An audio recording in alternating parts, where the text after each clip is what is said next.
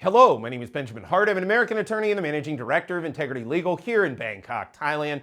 The thumbnail in this video is actually from the TV series The Sopranos, which used to be on HBO back in the day. I'm a big fan of The Sopranos. If you can't tell, I've used a couple of clips and memes and things from The Sopranos over the years on this channel. This one's a little bit more awkward of a comparison with stuff that's on the silver screen or the little screen if you're talking TV with regard to Sopranos.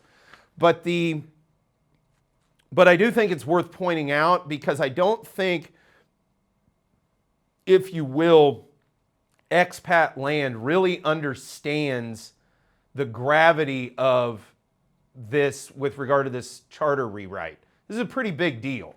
And they're getting it done at a pretty fast, it seems that they're trying to get it done at a pretty fast, efficient clip.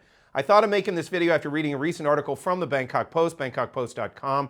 Article is titled, Charter Debate Approved for December 10 and 11. Quoting directly, the Cabinet has approved a draft royal decree for a special parliamentary session on December 10 and 11 to enable the completion of a constitutional amendment by the end of this year. Under the Constitution, once second reading of a draft amendment has been completed, a 15-day interval is required before the third reading can take place. Government spokesman Siripong Angkasagulgiat said on Tuesday. If Parliament were to wait until the ordinary session resumes on December 12th, the amendment process would not be concluded before the new year as planned. What this says to me, and to sort of bring in the reference to The Sopranos, there's this scene, I'll put a link in the description below, where his sort of minion Christopher is kind of saying, I need to become a member of the organized crime family. And he says, hey, they're not taking new members. The books are closed. And it was him saying, hey, we're putting this to bed. This is the final thing. The books are closed. Stop worrying about it.